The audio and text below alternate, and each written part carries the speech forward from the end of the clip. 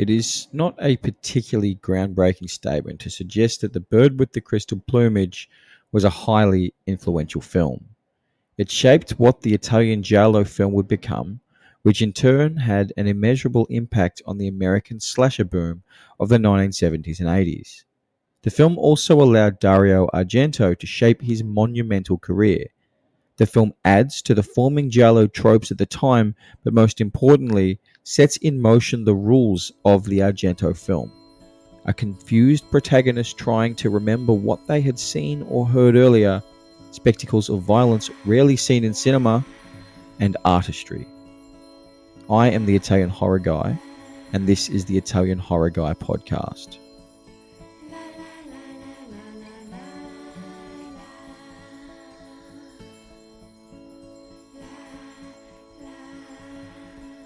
So that was a slightly longer opening than usual. Today is going to be a slightly different structure. I'm going to be essentially reading from a script, and I will not try to adhere to it with the level of hopefully clarity that I did in the opening there. But I'm working on a few different things, and I think over the next couple of months, or maybe number of months, I will be trying a few different structures, I think, with this podcast, to see what suits me best, to see what sounds the best listening back. And of course, today I think marks the first day that I have focused on a film for the second time. So hopefully at this point I'm slightly older and I know I'm slightly older, but hopefully I'm slightly wiser than when I last talked about The Bird with the Crystal Plumage. But, let's get into it. So, Argento films are art. He has been praised endlessly for the way he constructs each and every scene in his films, with his attention to detail evident in every scene. Many directors have been accused of depicting violence for the sake of it, Argento included, but his films are much more complicated than that, much more artistic. Indeed, the films of Dario Argento aren't just artistic, they are often actually about art. Deep Red, for example, has a pianist for a main protagonist, Suspiria a dance student. Tenebrae follows a story of an author who becomes a killer. Opera forefronts the most Italian of all arts. It is easy to misunderstand the significance of Bird as simply an early slasher film or an influential giallo. Both of these things are partly true, but they miss something about Argento's films that should not be ignored. He associates art with madness and violence. This theme is apparent from the very first moment of the film. We see the now iconic image of the killer's black gloves as they write on a typewriter. Ennio Morricone's typically whimsical score kicks in. The la-la-las feels simplistic and on the face of it harmless, but when associated with the madness of the killer, they're extremely unsettling. The scene cuts between shots of the killer lining up his knives, or her knives, a way reminiscent of a set of paintbrushes. Then the killer typing, and finally the killer taking pictures of an unsuspecting soon-to-be victim. Everything this unknown assailant is doing is some form of artistry. The scene for the film is set.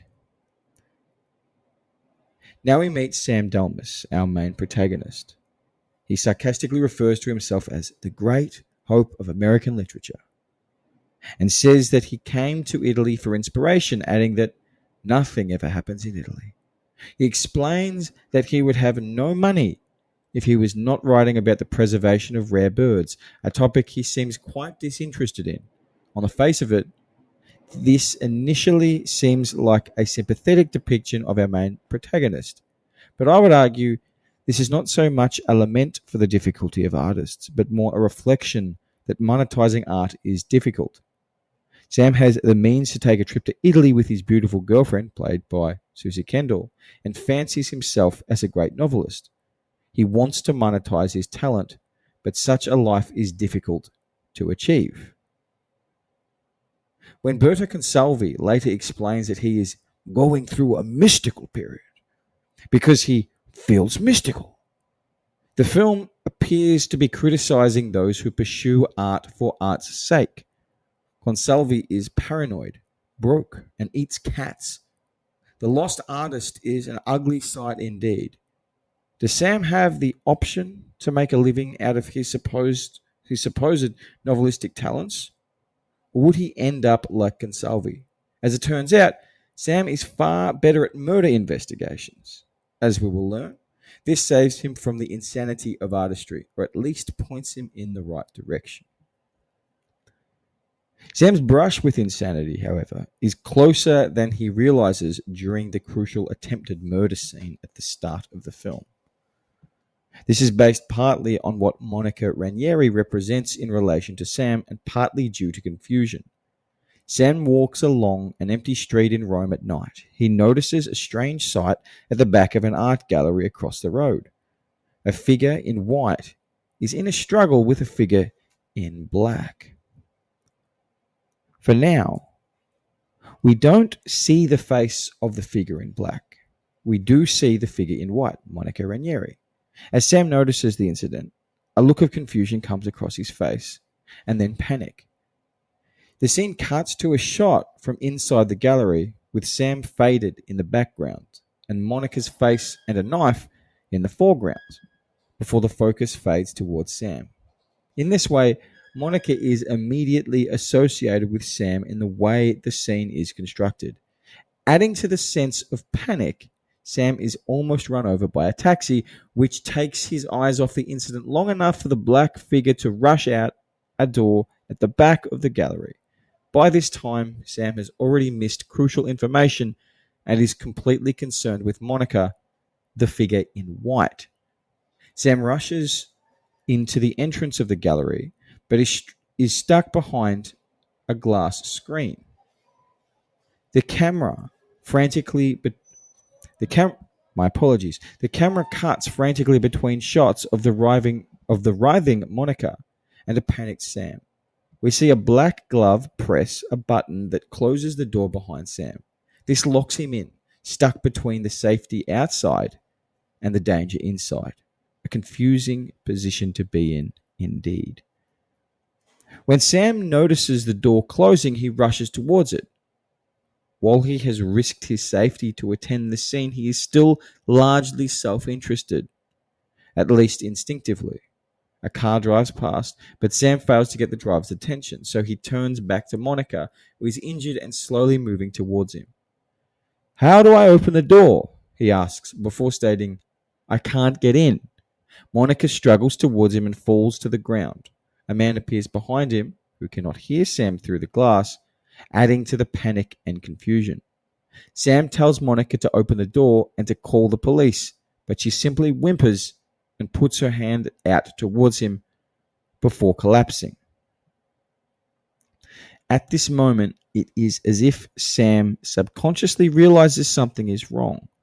He looks at her with a kind of panic confusion. Yes, to Sam's knowledge, she has been through a serious ordeal, but her actions are nonetheless quite strange. We cut back to Sam, and he paces back and forth. Suddenly, the chime and bell score that has been slow and nervous throughout the scene so far speeds up. It sounds panicked. We cut to an image of the gallery that pans across, largely from Sam's perspective. We see a large dinosaur foot sculpture with sharp toes, a sort of Buddha-type sculpture, but is almost demonic, with its hands pointing ominously towards Sam, and a strange, sharp-looking phallic object.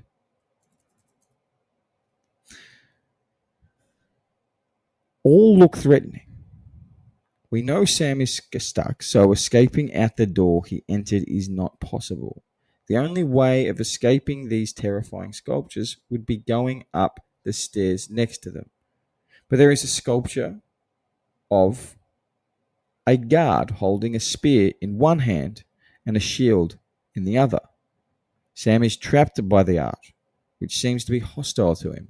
Crucially, we no longer see Monica in this image. Not only does the entire scene confuse Sam, but it confuses the viewer. The confusion lies in the way we are misled. When at the start of the scene, the camera's focus changes from Monica to Sam, this seems to have shifted the victim's status in the scene as well. Monica is supposed to be the damsel in distress, and she seems to be, so we do not question it. Sam sees a distressing situation, nearly gets hit by a car, gets trapped in an unfamiliar place, and is symbolically framed as the victim by the art. Indeed, where the scene cuts back from Sam, from behind the sculptures, the hands of the demonic Buddha direct our eyes to Sam. This time, Monica is framed in the scene, but we barely notice her. In fact, the angle of her body assists the framing of the image to push our eyes to Sam. Monica is part of the threat. The victim status we initially associate with Sam because of Monica has now been completely transformed. When the police eventually arrive, Sam now sits down, dejected and vulnerable. Our instinct was initially, and probably still is, to sympathize with Monica. We are led to believe that she has been attacked. She is bleeding, after all, and she seems traumatized. We do not yet know who was wearing black, but we think we know they are the killer. So we sympathize both with Monica and with Sam, who also sympathizes with Monica. But Sam seems to already know something is wrong. When he initially speaks to Inspector Morosini, he says he saw two figures struggling, which is an odd way to describe what was meant to be one person attacking another. Morosini and his colleagues stand over Monica and assist her. Monica's husband Alberto appears, looking suspiciously similar in size and dress to the black figure from earlier, and follows his wife as she is carried out to an ambulance. Monica is being framed as the damsel in distress, but in fact, as has already been observed by Ian Olney, that is, Sam is the damsel in distress. Olney argues that provoking gender trouble is not a means to an end, as it perhaps is in most other giallo films, but rather the end itself in Argento films. As Sam talks to Morosini, he explains that there was something wrong with that scene. Sam does not yet realize that the problem with the scene is that a woman is not, in fact, the victim. It is him. And strangely enough, another man, Alberto, who dons the traditional black gloves of the giallo killer. But the usual elements we use to understand our characters are confused in this film. Looking back to Psycho from 1960, perhaps the originator of gender trouble in the slasher genre, the usual markers are quite clear. Marion Crane is regularly dressed in white and my apologies. Marion Crane is regularly dressed in white and cream clothing. She even wears a white bra in the opening sex scene. At this point, Hitchcock is building sympathy for her. When she is considering stealing $40,000 from a bank client, suddenly her bra is black. In Psycho, such things are used as visual aids to help the audience understand. In Bird, they are used to deceive us. Not only is Monica's apparent assailant dressed as a giallo killer, Monica herself is dressed as a pure, innocent victim. She wears only white as she is attacked, and much of her back is exposed. She looks vulnerable and meek. Hitchcock used his twist to confuse and impress us, but he put his world back together at the end of the story. Argento does no such thing. The shock revelation this is setting up changes the world Argento has constructed. This is what his giallo films do. As we've now established, looks can be deceiving in an Argento film. Indeed, one such look is that of Alberto. Whilst perhaps a subjective opinion, Alberto, played by Umberto Rajo, bears a striking resemblance to Norman Bates of Psycho. Slightly taller than the rest of the cast, dressed in a long dark jacket and with a sympathetic face, it is hard not to notice this similarity. But once again, the trick is on us. Everything is just all a little too obvious when Morosini asks him why Monica was at the gallery. Oh, she was going over the book. She was going over the books. I was supposed to pick her up. As he looks around slightly uncomfortably, as if his big secret is about to be revealed, the mind can easily go back to Norman Bates as he is pressed by investigator Arbogast and Sam Loomis in Psycho.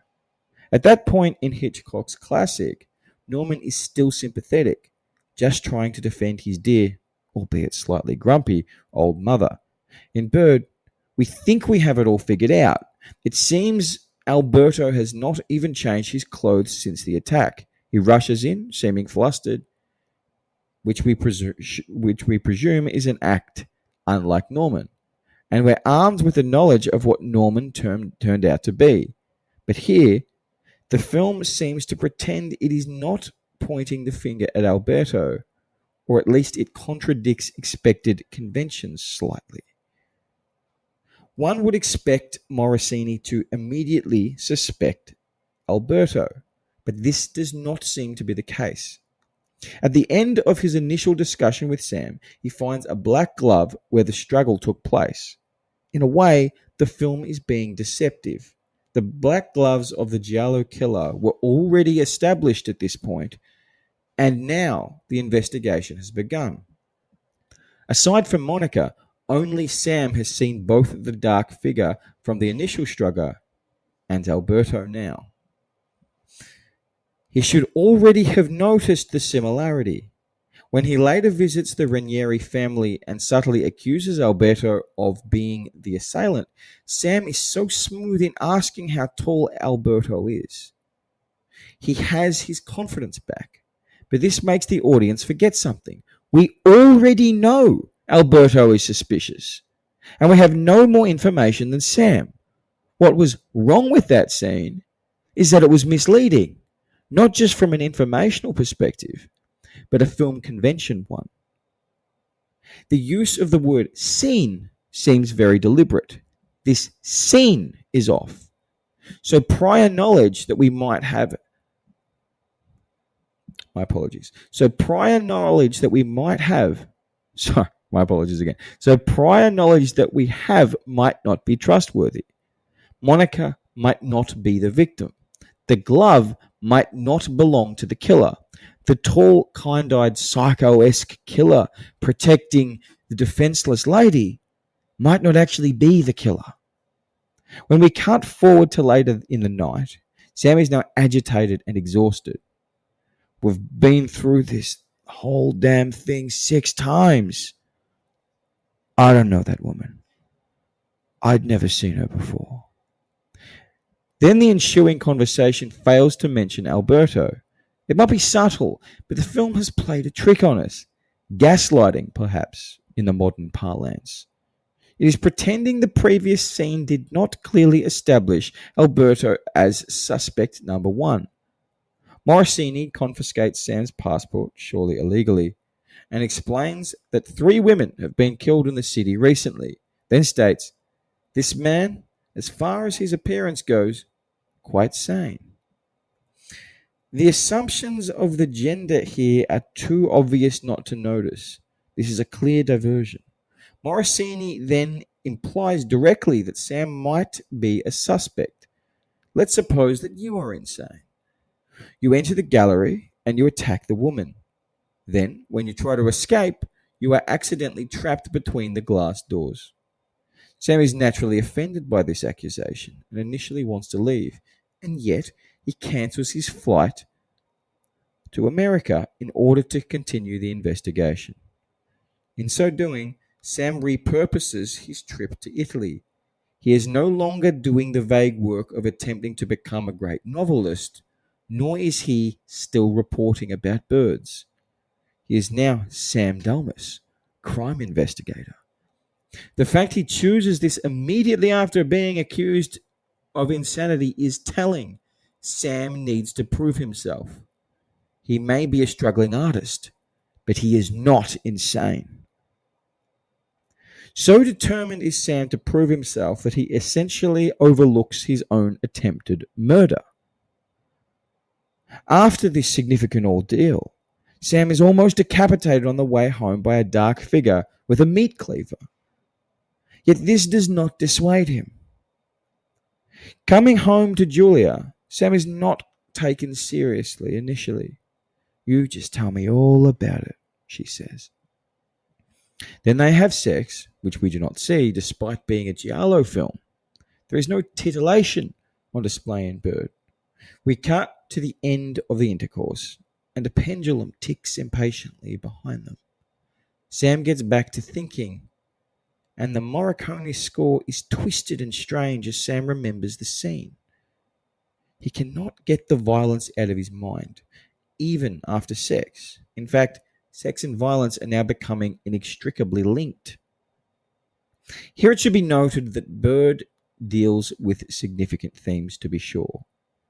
But this is a film from 1970, and its fairly direct engagement with progressive issues should not be misunderstood through a modern lens. Argento explores the chaotic world of sexuality without giving prescriptions on right and wrong sexual behavior, but simultaneously leading towards progressive politics. And liking Argento films should not mislead the analyst into making, let's say, slightly bold claims.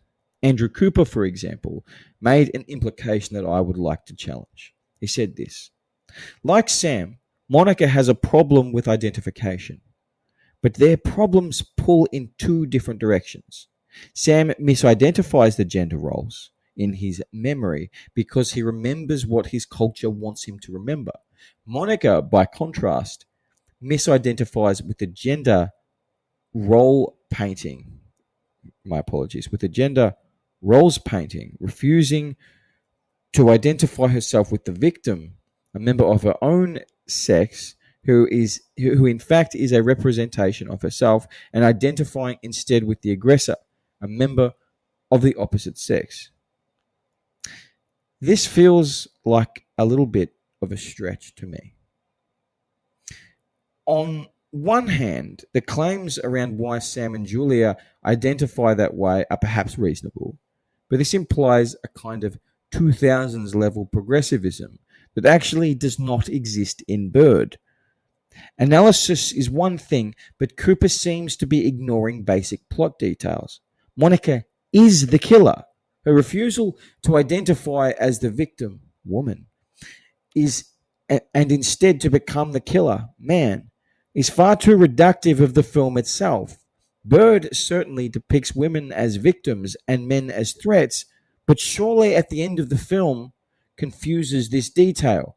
Monica tries to rid herself of victimhood, yes, but even if she succeeds, she is now a female perpetrator of violence. If she identifies as male, even symbolically, she is still a woman inflicting harm. Cooper is correct in that Bird does depict a world of gender norms, but as only observes, he destabilizes rather than reinforces normative assumptions about gender. The world was changing in 1970 and has certainly changed a lot since. So I've put this discussion at this point for two reasons. I want my own conclusions about these characters to be separated from previous analysts, and it provides an important foundation for the next part of the discussion. Bird does engage in progressive issues, to be sure, awkwardly and deliberately, but awkwardly is the key. And when our politics do not align with the art we like, it is a mistake to mold the implications of the art to suit ourselves.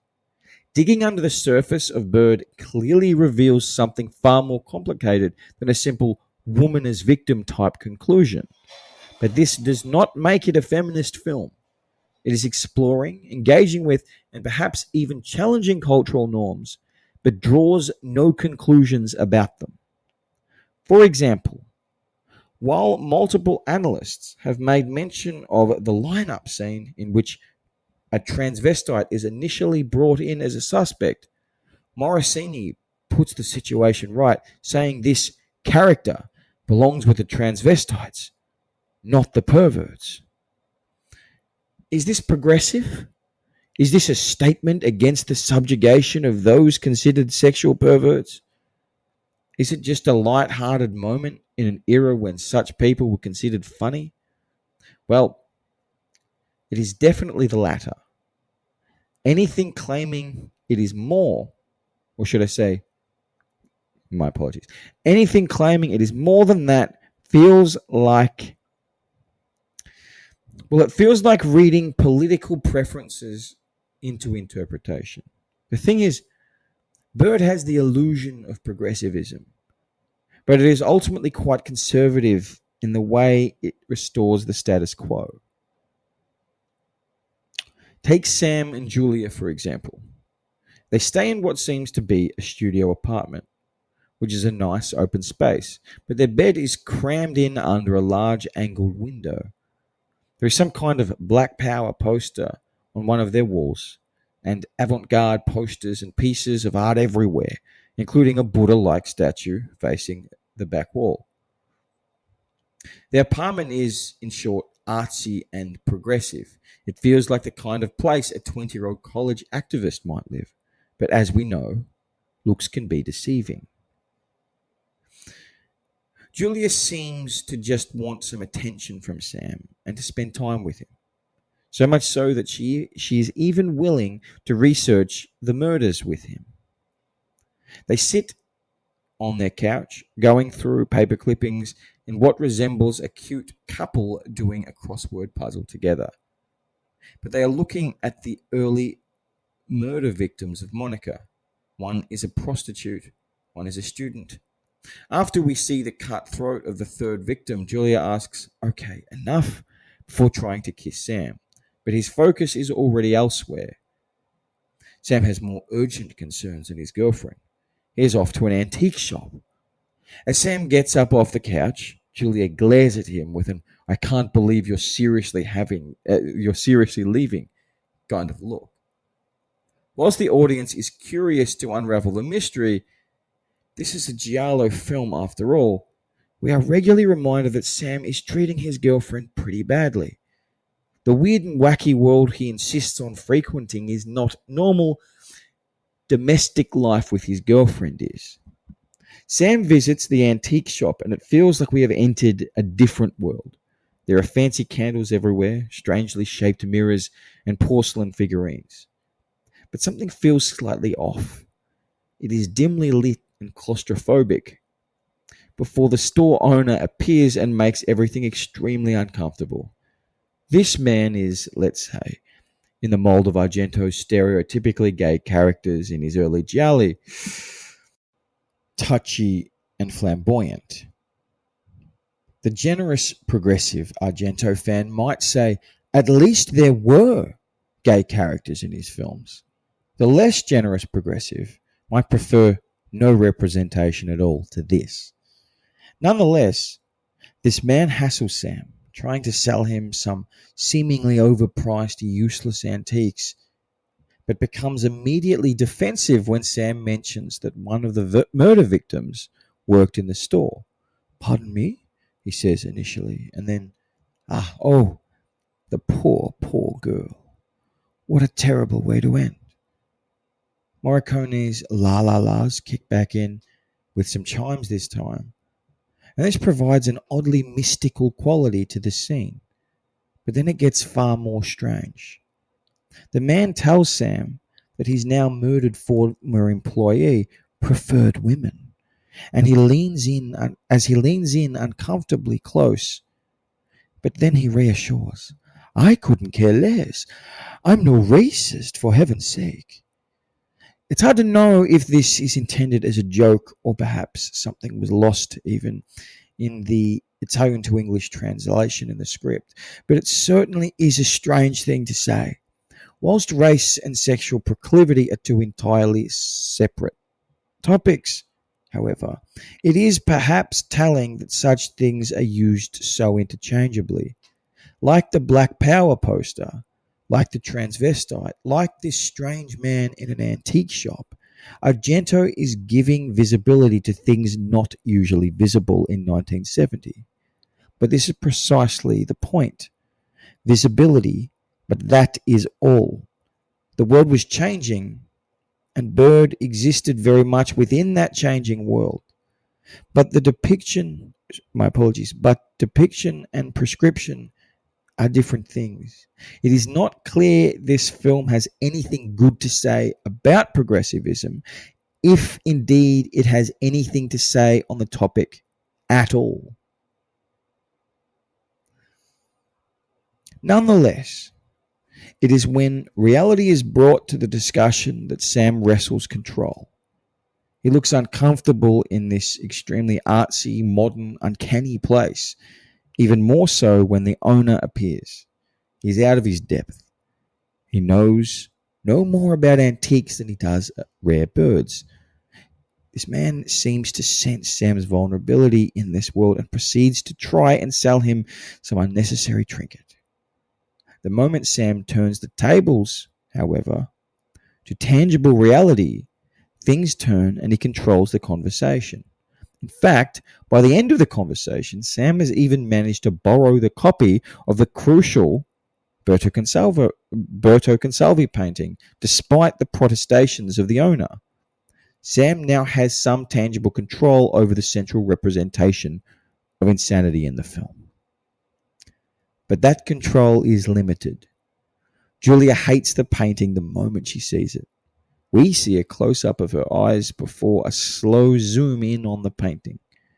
A woman is being stabbed in the snow by a dark figure wearing a dark hat.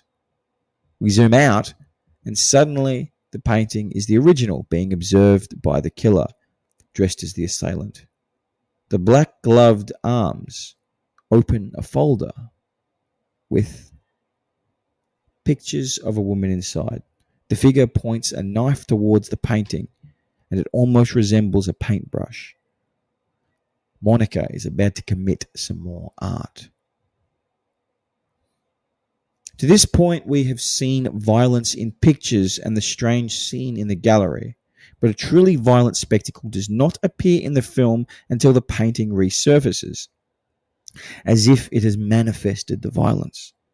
After a lengthy stalking sequence, the lady from the pictures reaches her apartment. Despite an excruciatingly long build-up as Monica torments her next victim, the actual killing is quick. A scream, a stab, and a blood splash. Then it's back to Sam. Julia asks rhetorically if it is a little ridiculous for Sam to act as a detective. For a moment, Sam looks at the camera directly and questions his sanity. The point of view, of course, was from the painting. Sam is trapped by the painting, the art, and indeed the film itself. Sam does nonetheless seem to control. My apologies. Sam does nonetheless seem in control in certain situations. His decision, for example, to continue investigating might be a mistake, but it is his own decision. Morosini returns his passport, but this does not dissuade him. Additionally, when he returns to the gallery and talks to both Ranieris, he seems to hold a certain importance. Alberto tells Sam all the sculptures are about to be replaced by new ones, perhaps a symbolic warning of things becoming more complicated. And Monica appears to be his meek little wife at his shoulder. Monica thanks Sam for saving her, but Alberto ushers her away. Alberto seems like the threat to Sam's safety, not Monica. This misunderstanding leads Sam into a convoluted and absurd plot from this point until almost the end of the film. He's in a constant battle for control from this moment on. Sam has to deal with the stuttering pimp and his attempted murder at the hands of a gun-holding man named Needles, played by the inimitable Reginalda. In the lengthy scene, Sam's control fluctuates dramatically. He's first chased and shot in an empty bus lot, but he eventually manages to lead the gunman into a crowd. Upon letting people know that he is being attacked, even though they seem not to believe him, Sam finds himself following his attacker into a building. He has wrestled back control. Sam enters a room full of men wearing the same jacket as his attacker, which turns out to be a boxing convention. Sam gets strange looks, and we hear music that seems best suited to some kind of clown show. Sam's world is all over the place. Likewise, the killer's world is becoming more chaotic as well. A young lady enters her apartment.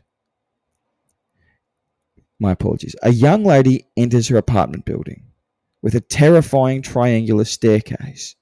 Some typically wonderful Argento mise-en-scène ensues. The lift in the building is not working, so the young lady uses the stairs. When she reaches her apartment, the figure grabs the back of her head and is soon slashing at her frantically before a final blow is delivered by cutting her throat. The killer is less controlled now. The killing is more chaotic. Sam has destabilized both himself and the killer. After Sam meets Faina, an annoying double-speaking type with supposed important information, some actual important plot developments occur. Sam receives a phone call from the killer who says the following about Julia. She is very young, very beautiful. Would you like her to die? Because if you don't drop everything, I will kill her.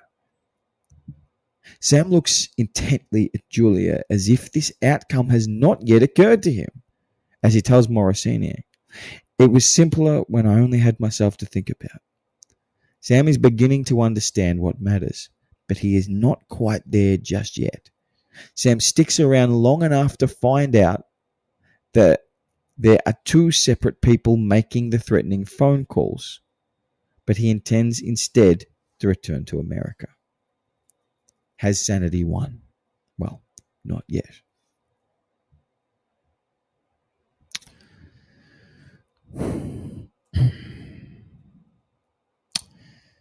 Sam tells his friend that not a damn thing happened to the leads he was following up on, and that he's managed to write 40 pages in 2 days, a serious achievement, let me assure you. But his focus still is not on Julia. As the two make out on the bed, Julia asks, "Do you really love me?" "Sure," is Sam's response, but his attention is already elsewhere. He is looking once again at the painting. It occurs to Sam that he can still talk to the original artist. Here, Sam begins his final descent towards insanity, which he thankfully pulls himself out of just in time. Quite genuinely, it took me years to understand the purpose of Berto Consalvi as a character. I always found it funny, and I love the charming little Italian town his boarded-up house was located in. But it always struck me as odd that this plot diversion would happen so close to the end of the film, because narratively, it accomplishes literally nothing. Instead, it symbolizes Sam's ultimate brush with insanity and his crucial rejection of that pathway. Sam is told by a car driver to avoid Consalvi. Initially, when Sam calls out Berto's name, he's told to leave. But even this borderline insane artist has to eat. Consalvi throws down a ladder after Sam requests to buy a painting. At the top of the ladder is the only entrance to Consalvi's home, through a window at a grumpy, scruffy-looking Consalvi. "Nobody gets in here unless I want them to. And besides, there's cats." One gets the impression, however strange and reclusive, that Consalvi is happy to have some company. When Sam explains he liked Consalvi's work, a violent piece, Consalvi says, "I don't do that crap anymore," before saying he is going through a mystical period. Why? Because I feel mystical, if it's any of your damn business. Here, Argento seems to be mocking the pretense of a certain kind of attitude towards art. Perhaps painting a murder scene is crap, as Consalvi says, but at least it has a practical purpose in context. Sam couldn't investigate the murder without it. But the use of the word mystical perfectly encapsulates the spirit of the amateur art critics who try to sound intelligent. There is no substance there, as Consalvi's explanation reveals. But we can still see the person Consalvi is, or at least once was. He explains to Sam the violent painting was inspired by an incident with a girl he once knew. They do this at the table, drinking wine and eating food. It seems somewhat grounded. For now. As Consalvi rises to find Sam a painting to buy, his mental state soon becomes apparent. He sees a cat in his apartment and frantically demands Sam shut the window. Consalvi catches the cat and puts it in a crowded cage with a lot of other cats. The less they move, the fatter they get, he explains.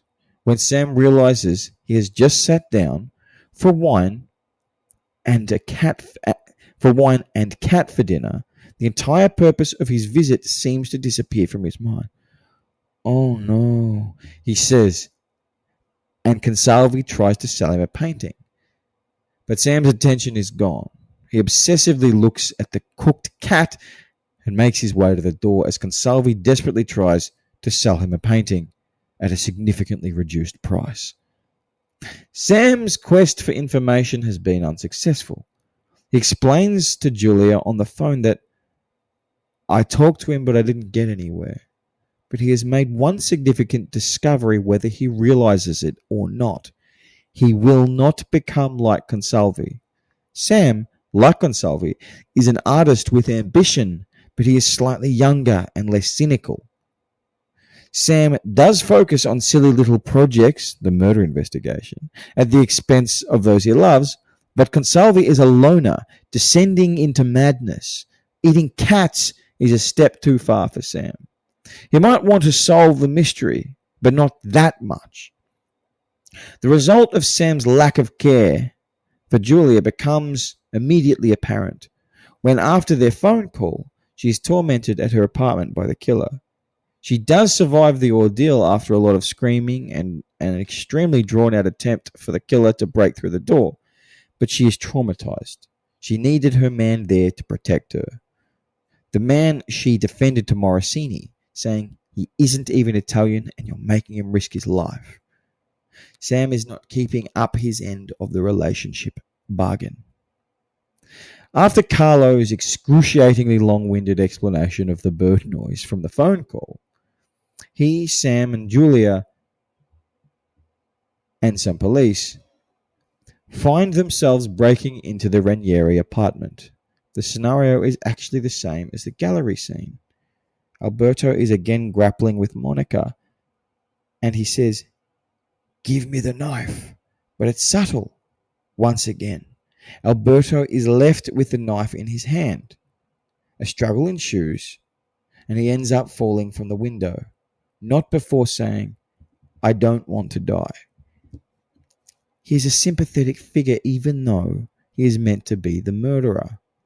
He confesses with his final breaths, yes, it's true, I'm the murderer. I killed all of them. Please take care of my wife. He protects his partner even in death, something Sam could learn from. Only now, after the killer is dead, does Sam suddenly care about Julia, who he realizes has disappeared. Enter the quintessentially Argento moment of the protagonist piecing together that something is still wrong. After all Sam's investigations, he came to the wrong conclusion. So distracted that he didn't notice his girlfriend was missing. Now he is left alone, once again, asking strangers where she might be. There is a magnificent shot from above Sam as he stands on some steps before the camera pans up to the top of a building before crossing to reveal the convoluted and uninviting part of Rome that he is in. The world is not put back together yet, not even close.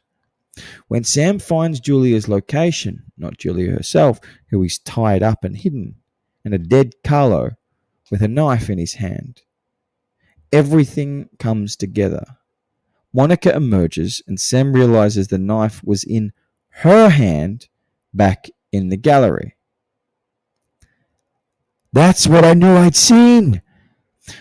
Monica's laughter is unnerving as Sam yells at her, and she leaves the room, luring him back into the gallery, poetically enough. This time the gallery is more than unclear. It is pitch black. Monica flicks the light on and drops a large sculpture on Sam. She descends down the stairs, breathing heavily, which creates an uncomfortably sexual feel, before she mockingly stabs the floor near Sam's head. She smiles widely and laughs like the maniac she is, before jumping on top of the sculpture and toying with him. You're going to die.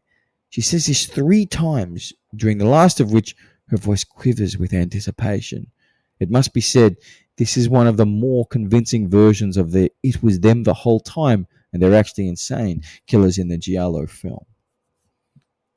She delays too long, though, and the police arrive, prevent the murder, and arrest her. Now we learn our lessons. Morosini tells Sam that Julia alerted the police. Julia, says Sam in a tone that both suggests he thought she was dead and it had just occurred to him how important she is. Safe from Monica, from massive art sculptures, cat eaters, meat cleavers, and large pieces of art, or art more generally, Sam is now free. He just needs to free himself officially. Morosini does a television interview about the case with a psychiatrist who closes the case for us. Well, sort of. This scene has been regularly compared to the scene at the end of Psycho in which a psychiatrist explains Norman Bates's actions. That scene has a self-assuredness to it. Like the Hitchcock use of behavior-specific underwear, he wanted us to feel a particular way, to know with certainty what happened. Therefore, the equivalent scene in Bird is actually the opposite in some way. Argento does not want us going home with certainty, not regarding Monica anyway. The psychiatrist undercuts himself immediately by saying, "For the moment we can only make conjectures." He continues, Monica Ranieri, who had already evident paranoid tendencies, was brutally attacked and suffered severe trauma.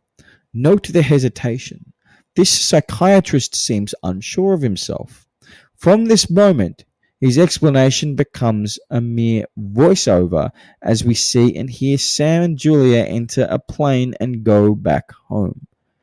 The explanation continues. Her mental disturbance remained dormant for 10 years until the day she came across the painting. She did not identify herself with the victim, but with her attacker.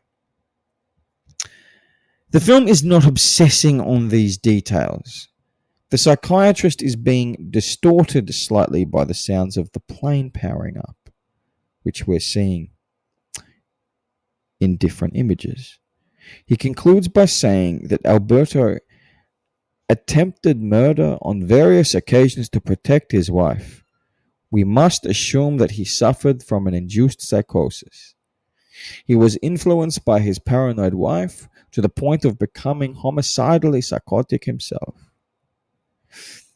But as the psychiatrist is explaining this, Sam is now boarding the plane, looking lovingly at Julia.